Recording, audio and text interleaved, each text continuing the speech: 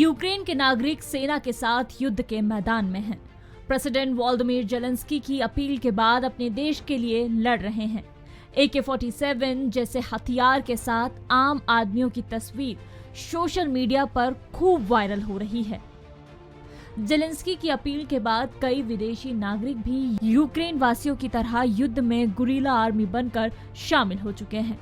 लेकिन क्या जेलेंस्की ये निर्णय लेते समय सतर्क थे? जवाब है नहीं।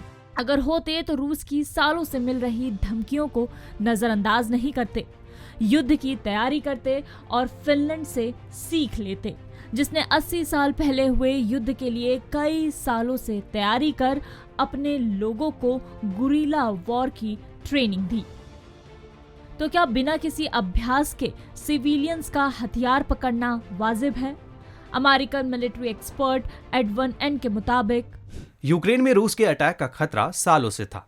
जेलेंस्की को फिनलैंड का मॉडल अपनाकर इसकी तैयारी करनी चाहिए थी। फिनलैंड में आम नागरिक के वयस्क होने के बाद ही उसे एक शॉर्ट मगर इंटेंस मिलिट्री ट्रेनिंग दी जाती है, जिससे वो हल्के हथियार तो चला ही सके, साथ ही शत्रु सेना का सामना भी कर सके।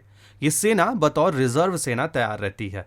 युद्ध जैसे हालात में सिविलियन को अगर लड़ाई के मैदान में उतरना पड़ता है तो वे हथियारों से बिल्कुल अनजान नहीं होते।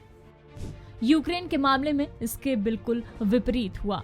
आम लोग देश की खातिर मर मिटने को तैयार हैं, लेकिन युद्ध की चालों से बिल्कुल बेखबर। एक्सपर्ट्स का मानना है कि यूक्रेन को फिनलैंड के विंटर वॉर से सबक लेना था, जिसमें फिनलैंड की सेना के साथ आम नागरिक गुरिल्ला सेना ने सोवियत रूस से युद्ध किया, जीते भी, और रूस के मुकाबले महज 1/4 सैनिकों ने ही जान गंवाई।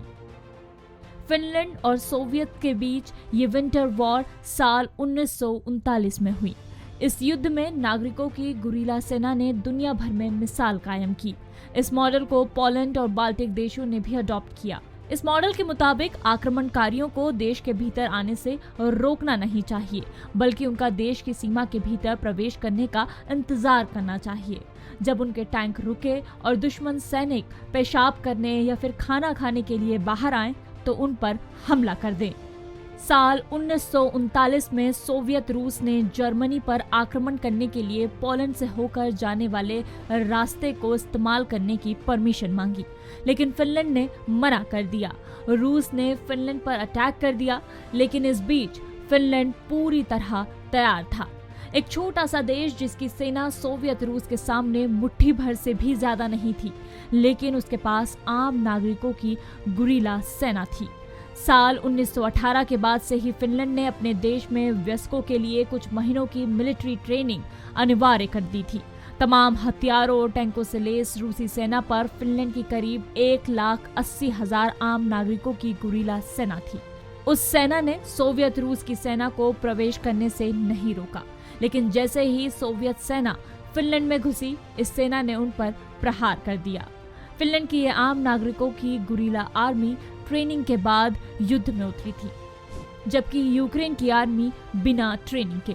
प्रेसिडेंट वोलोदिमीर की इमोशनल अपील के बाद एडवर्ड एन के मुताबिक देशभक्ति का जज्बा फिनलैंड के नागरिकों में भी था और यूक्रेन के नागरिकों में भी है, लेकिन फिनलैंड की सरकार ने अपने यहाँ नागरिकों को युद्ध के लिए तैयार किया और फिर युद्ध में उतरने की अपील की, जबकि यूक्रेन के प्रेसिडेंट ने सिर्फ अपील की।